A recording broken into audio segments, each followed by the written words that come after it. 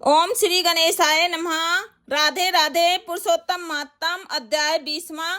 सूत जी कहने लगे, नारायण के मुख से दृढ़ धनवा के पूर्व जन्म के वृतांत को सुनकर नारद जी श्री नारायण को फिर पूछने लगे, हे तपोनिधे राजा दृढ़ धनवा फिर वाल्मीकि ऋषि को क्या कहने लगे, सो आप कृपा करके मुझसे कहिए। श्री नारायण बोले, हे नारद, राजा दृढ़ धनवा वाल्मीकि ऋषि से कहने लगा, हे मुने, यह मोक्ष देने वाला पुरुषोत्तम मास व्रत कैसे करना चाहिए और किसकी पूजा करनी चाहिए और इसकी विधि क्या है, सो आप कृपा करके सब लोगों के हित के लिए मुझसे कहिए।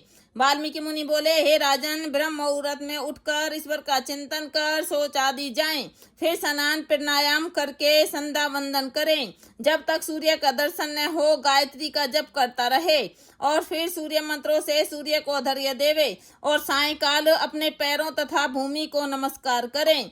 फिर यस्य स्मृत्या इस मंत्र से प्रार्थना करें, जो ब्राह्मण श्रद्धा से विधि पूर्वक संध्या करता है उसको तीनों लोकों में कुछ भी कठिन नहीं है। यह सब कृत्य दिन में पूर्व भाग का है। इस प्रकार नित्य कर्म करके हरि का पूजन आरंभ करें। फिर स्त्री पुरुष शुद्ध हो वाणी को एकाग्र करके शुद्ध गोल और चौकोर गोबर से लिपी हुई भूमि पर व्रत सिद्धि के लिए चावलों से 8 दल वाला कमल बनावें। फिर स्वर्ण चांदी अथवा तांबे या मिट्टी का नवीन छिद्र सहित रहित शुद्ध कलश उस मंडप के ऊपर स्थापित करें। फिर उस कलश में तीर्थ का जल भर दें। इस प्रकार कलश स्थापन कर उसमें सब तीर्थों का आवाहन करें।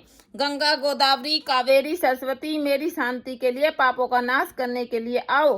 फिर कलश को मंत्रों से गंध, अक्षत, नैवेद्य और ताजे पुष्पों से पूजकर कलश के ऊपर पीले वस्त्र से लपेटा हुआ तांबे का पात्र रख दें। फिर उस पात्र के ऊपर राधा कृष्ण की मूर्ति स्थापित करें।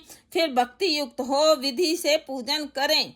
इति पुरुषोत्तम मातम अध्याय 20वां संपूर्ण।